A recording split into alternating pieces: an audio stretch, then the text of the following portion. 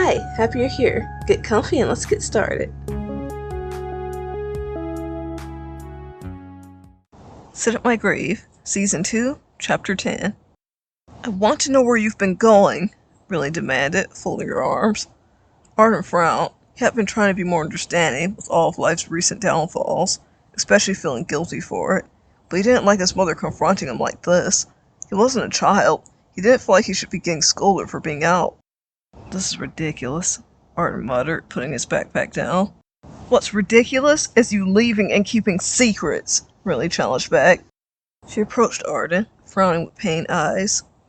Ardyn, you know what's just happened. Why would you just leave like that? I just want to know you're safe, Riley continued, voice shaking a bit. Calm down, honey, Verna spoke up softly. Ardyn looked away from her. He should apologize, he knew it. Of course she was scared. Last time one of her sons were out, it turned into a tragedy. Callan's even been calling to make sure you're okay. It's not just me, Riley continued. Ardyn's stomach dropped. Was he calling because of their altercation with Ted?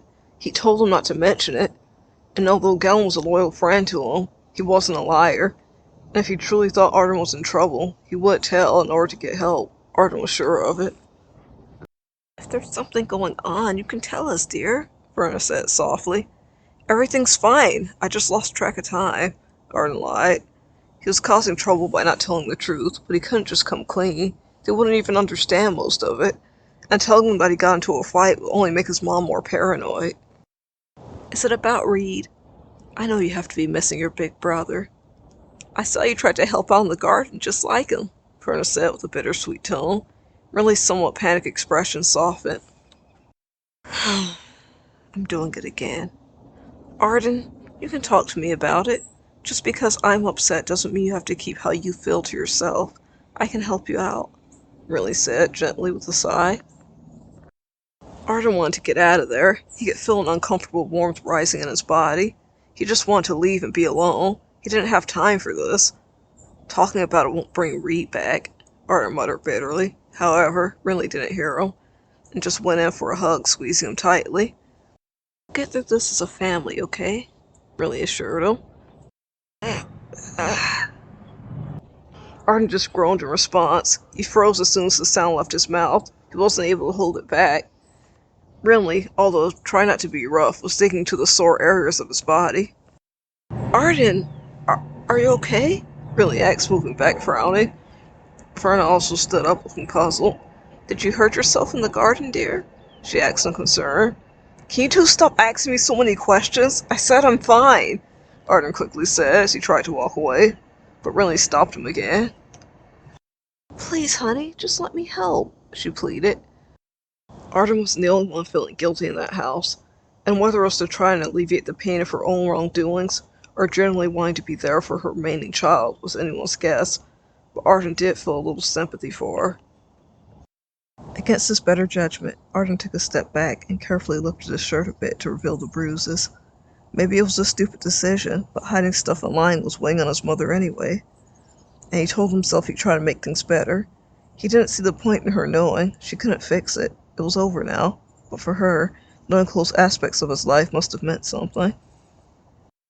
And with so much pressure from everywhere, Ardyn was fed up. He hoped this was the right choice, because either way, he didn't have anyone else to really turn to for advice. At least, that could truly understand where he was coming from. Ardyn, oh my gosh, what happened to you?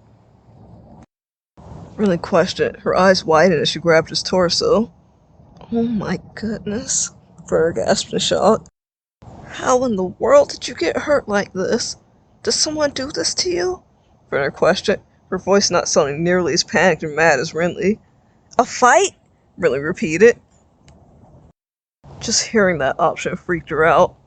Oh my gosh, you got into a fight? Why didn't you tell me?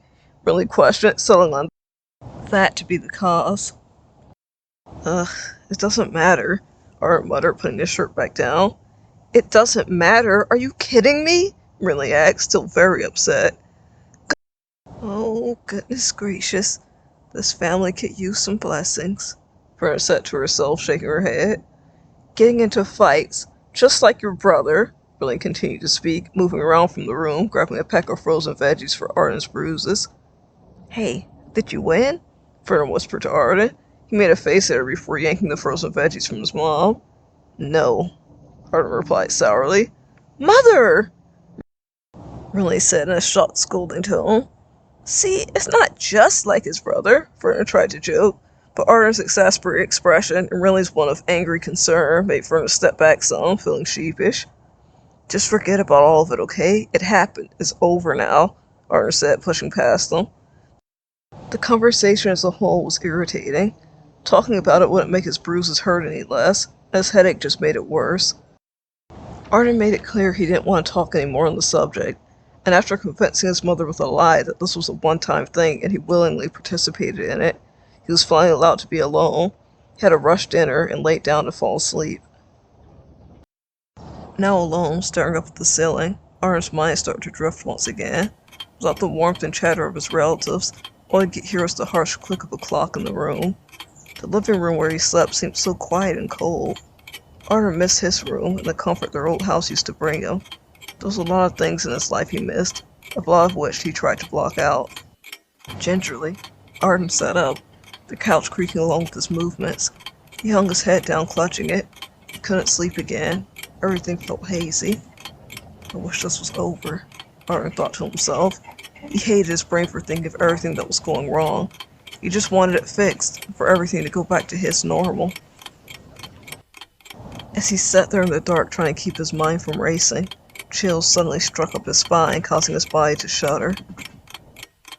He began feeling a presence around him, and automatically, his fingers fixated to the cushions beside him, his teeth clenching. He inwardly tried to relax himself. This feeling, it was all too familiar. Perhaps he'd done right by sitting at Reed's grave tonight.